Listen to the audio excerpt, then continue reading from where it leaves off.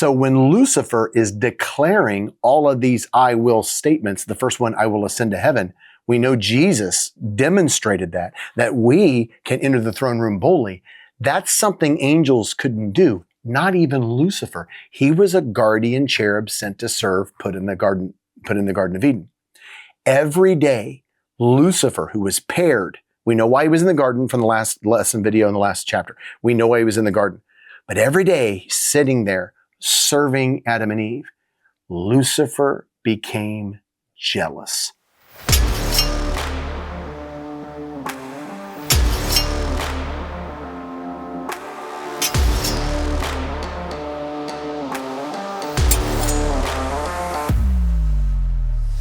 All right. Hey, welcome.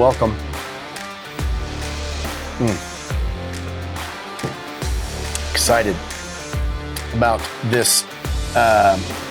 this video. All right. If you're just joining us, if you've been following along our studies and maybe you're going through our book, then you're up to speed, and we're on the fourth video and also the fourth chapter. Got a book out. This is actually, I've been holding up the proof copy. This is the not for resale copy.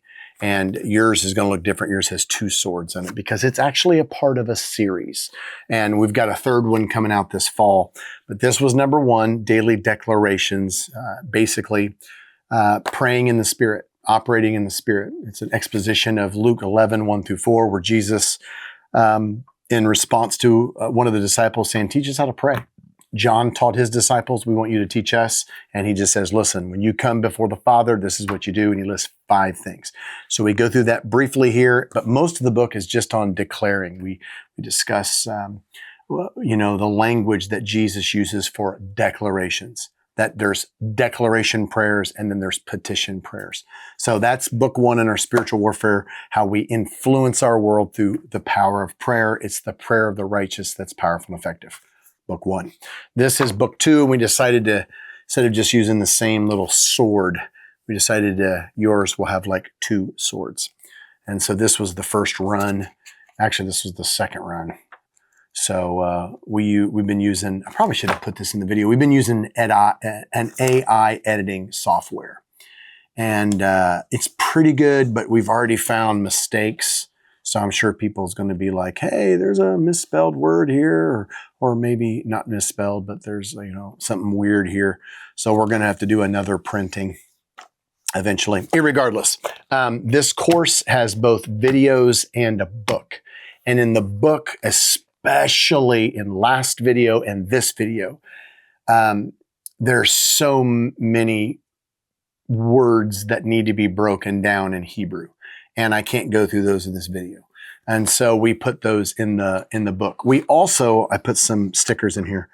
We also highlighted in chapter 4, this idea of Lucifer rebelling out of insecurity.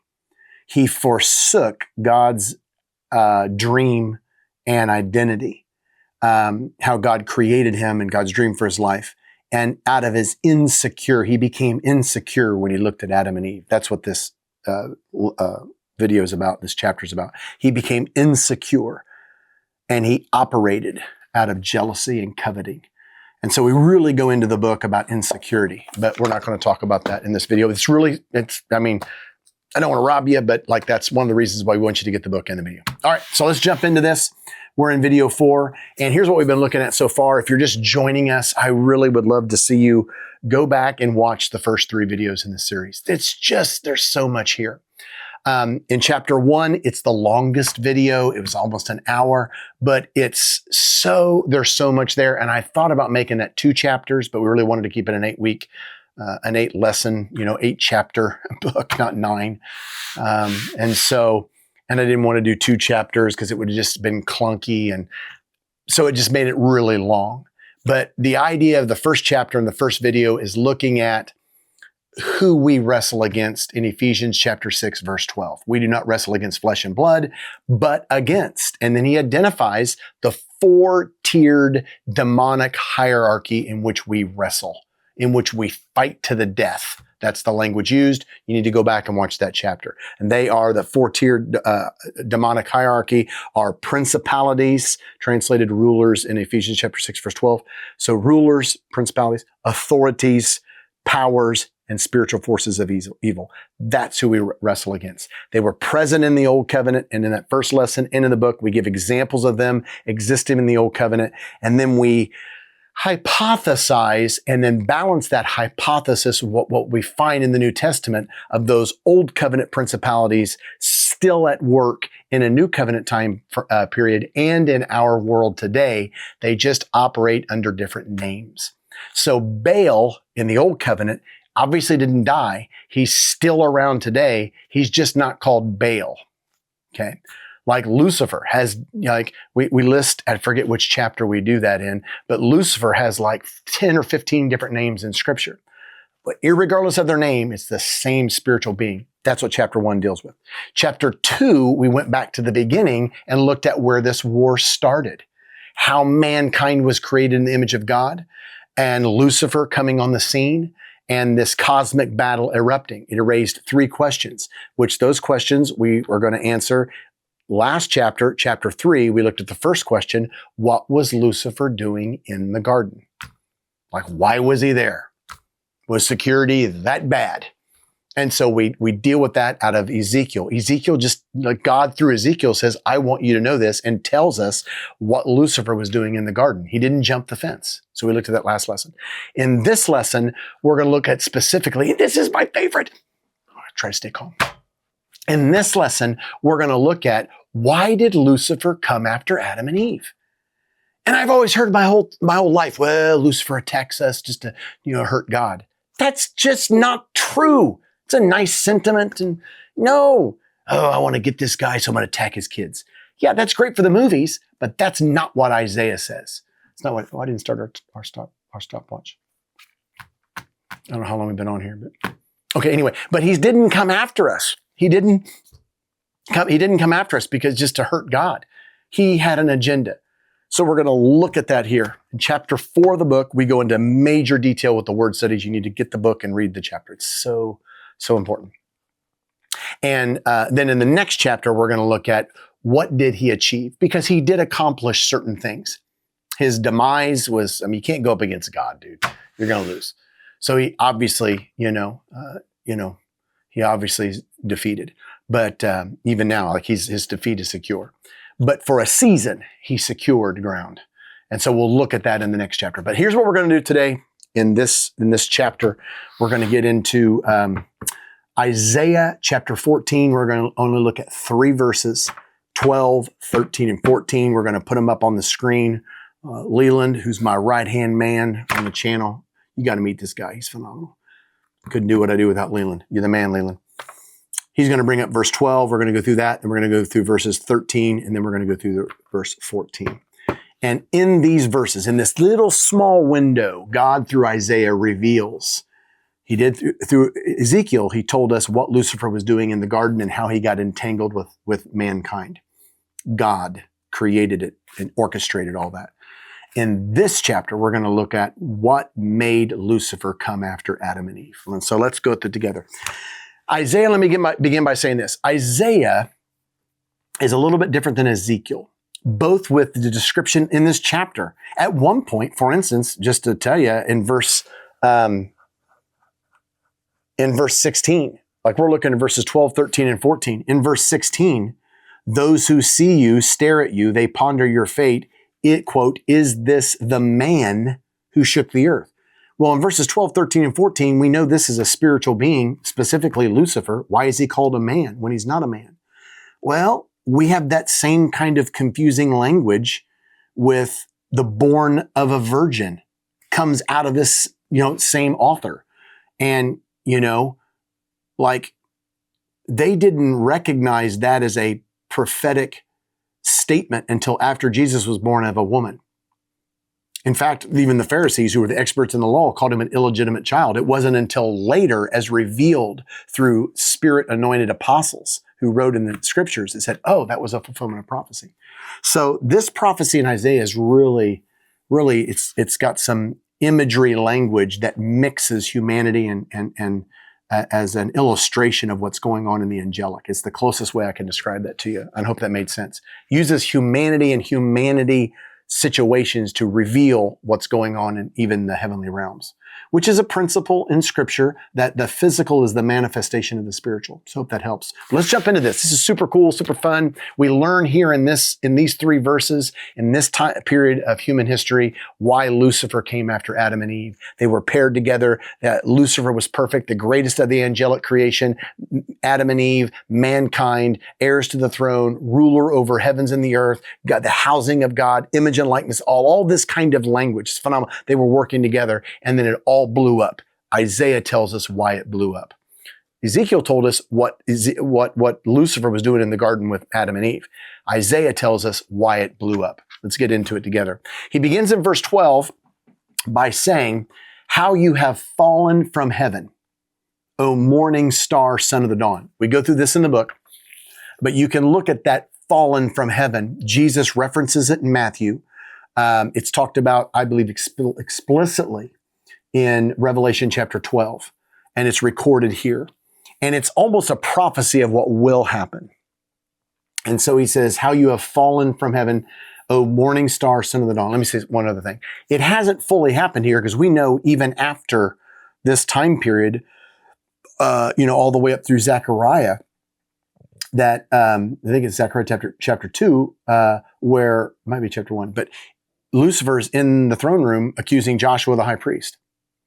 So this is a prophetic declaration and revelation of the future of Lucifer in these verses. But there's also an element of that could be where, how do I say this? Where Lucifer fell and took a third of the host of heaven with him, which would be the angels that become demons. But then gains access back to heaven.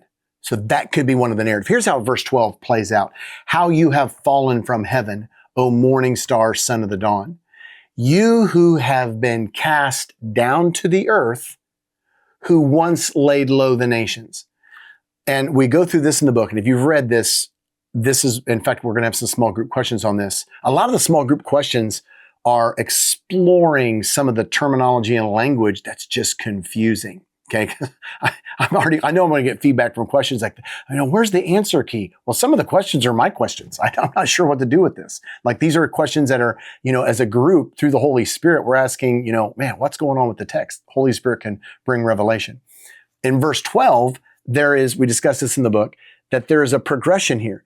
Lucifer was cast down to the earth, who once laid low the nations. You can't interpret the nations as human nations, because that happened before he was cast down to the earth.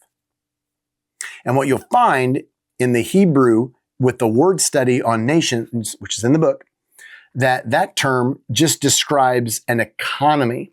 You understand, the angelic is organized. There's ranks, there's structure, there's legions.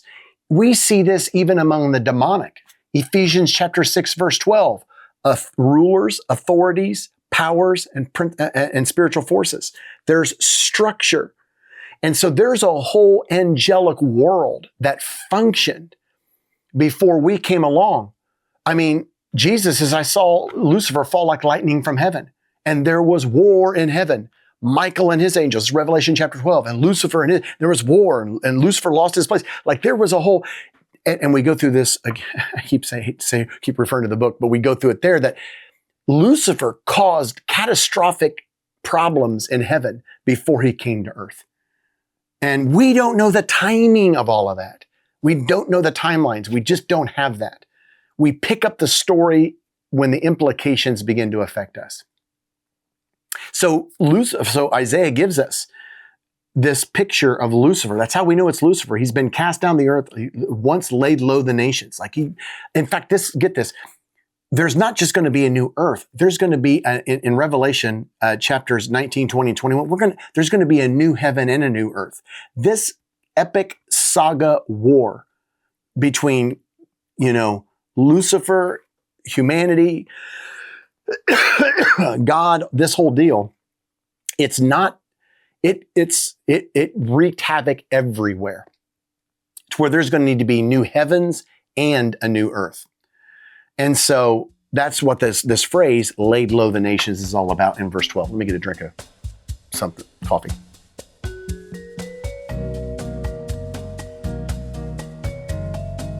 don't know if anyone can edit that, but I got the coughs. Okay, so when you come into verse 13, after he gives this introduction in verse 12 of Lucifer and the catastrophic consequences of the war in which he started, when you come into verse 13, you get into the midst of, and you can read it here, we'll throw it up on the screen, and extends down through verse 13 or 14, all of these I will statements.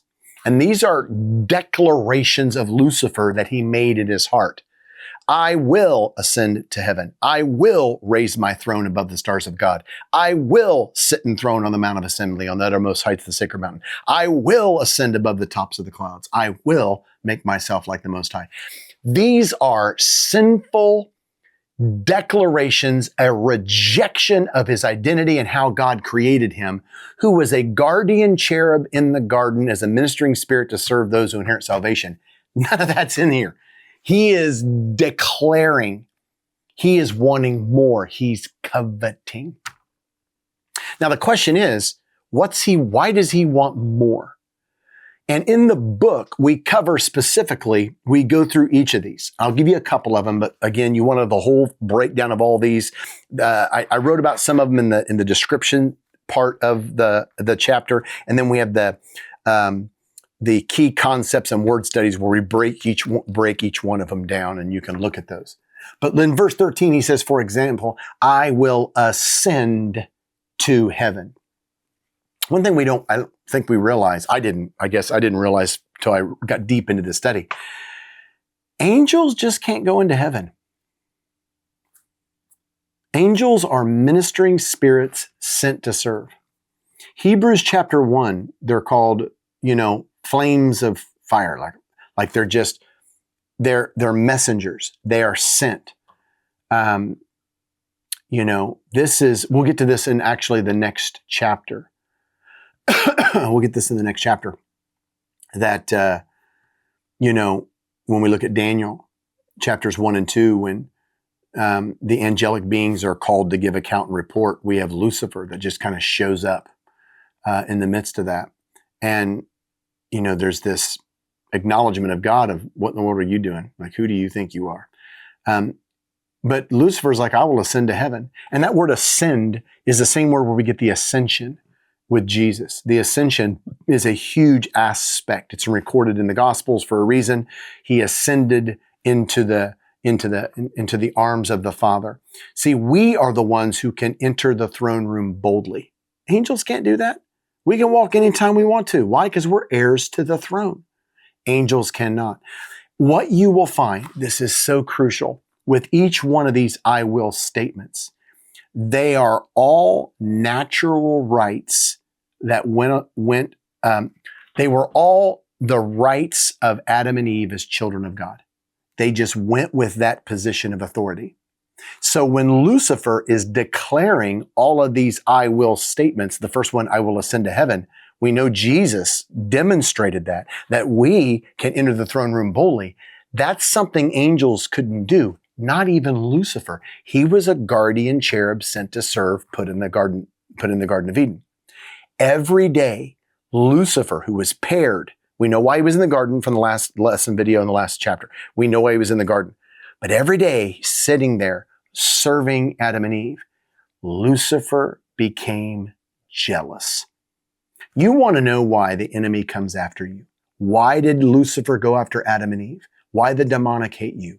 They are jealous of who you are, what you carry. They are jealous of your position in the kingdom. Lucifer, who is the greatest, and in fact, when you come down into, this was in the last, let's go back to Ezekiel. I never did get to this in Ezekiel, but I mentioned it in the book. In verse 17 of Ezekiel 28, this was in the last chapter. We looked at this passage, but we skipped this part. Verse 17 says, and Leland, you can put this on the screen. Ezekiel 28:17. Your heart became proud on account of your beauty, and you corrupted your wisdom because of your splendor. So I threw you to the earth. Now, when you're looking at the passage in which we're currently in, here in Isaiah 14, we're having the record of this, because it obviously begins in verse 12, you have been cast down to the earth. So we see that Ezekiel 28 and Isaiah 14 are kind of connected. And the reason he was cast down to the earth is because of his pride and insecurity. He began to look at Adam and Eve and he was like, I'm not going to place second to them. And all of these I will statements, I want to ascend to heaven. I want to raise my throne above the stars of God. Those were things that Adam and Eve had. The stars of God, stars are a reference to angels. He wanted his throne above the angelic beings. Well, you're like, wasn't he over the angelic beings? No. Who was over the angelic beings? Adam and Eve. 1 Corinthians chapter 6, verse 3, we're going to sit in judgment over angels. Lucifer was looking at Adam and Eve and became jealous. All of these are. The most prominent one, and again, you can look at all the rest of them in the book, but in verse 14, he says, I will make myself like the Most High. I've always understood that Lucifer wanted to be like God. And that's silly because no one's like God. That's not true. You are. Adam and Eve was. We are. Genesis chapter 1, verse 26. Leland, you can put this up beside here somehow, verse 14 of this chapter. In the beginning, like when God says, let us make man in our image and likeness. I give you the word studies for that word likeness in Genesis 1:26 and the word like here in verse 14, how they're crafted from the same root idea, the root word. They're from the same origin word. Like you might say running and runner both come from run. That's the idea of this word. So literally when Lucifer says, I will make myself like the Most High, we were created in his image and likeness. Like all the rest, Lucifer is looking at Adam and Eve saying, I want to be like God. I want to be, but that was who Adam and Eve were. It's not who Lucifer was. So in these verses, God reveals through Isaiah, why did Lucifer attack? We know why he was in the garden. God put him there. Well, why? How did it blow up? Why did he come after Adam and Eve? He was jealous. Lucifer became insecure. He couldn't stand it. He hated himself. He was an identity crisis.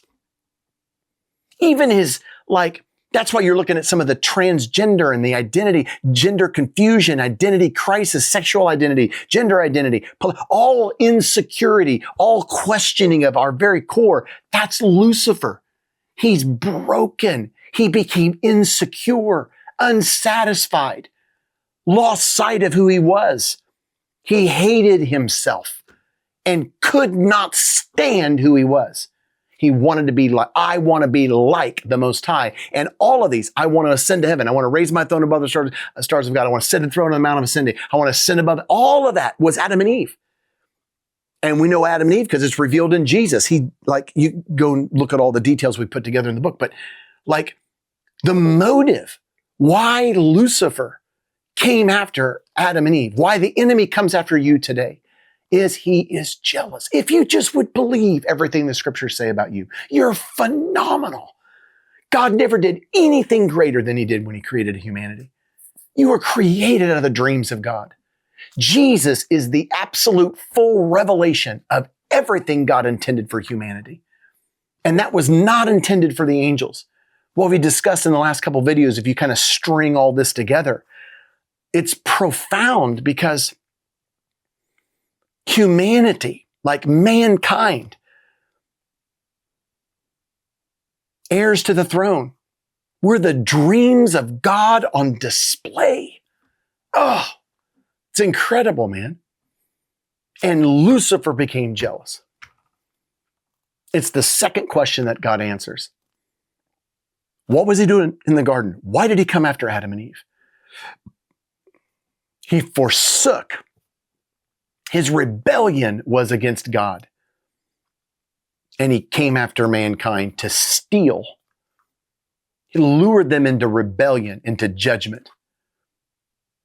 And so in the next chapter, we're going to look at, he succeeds. Adam and Eve fall into sin, and Lucifer takes the authority that God afforded to Adam and Eve, and he operates in it. And I'll give you a little bit of a preview on this next chapter, because you really see this. We're going to discuss it in the next 2 chapters in Luke chapter 5, I think it is. I guess I might as well look it up, but I think it's Luke chapter 5. I don't think it's chapter 4, is it? Nope, Luke chapter 4, verse 5. The devil leads Jesus up to a high place and shows him in an instant all the kingdoms of the world. And he said, I will give you all authority and splendor, for it has been given to me. And I can give it to anyone I want to. And you're like, well, who gave Lucifer all of that? Adam and Eve. When you fall into sin and you rebel, you listen to the lies and the temptations of the enemy and you sin. You are handing your God-given right of freedom and authority over to the enemy. That's what sin is. I got a book on that, Jezebel, Portrait of Sin. You get that from my website too. That's the sin. Satan doesn't want you to just do bad things. He wants what you have. That's what's revealed in Isaiah chapter 14, verses 12 through 14. So in the next chapter, we're going to look at, okay, what did Lucifer achieve? We know why he was in the garden. We know why he came after Adam and Eve. He's jealous, self-hatred, couldn't stand, in a pride of his own heart. Says, I want more. I want what they have, and came after him and seduced a third of the host of heaven to come with him. And he came after Adam and Eve. The next chapter, we're going to look at what did Lucifer achieve? And it's crazy because we're going to go and look from the time they left the garden. And essentially, during this period of human history, we begin to learn, God begins to reveal. So we're going to see from Joshua, Daniel, Zechariah, we're going to look at all the way up to the coming of Christ. Lucifer reigned from the moment of sin over the earth in place of Adam and Eve. He ruled from Genesis chapter 4 until Jesus was born. And when a Messiah came into the world, it was a death sentence for Lucifer. We're going to go through that in the next video. Hey, stay tuned. It's going to be great.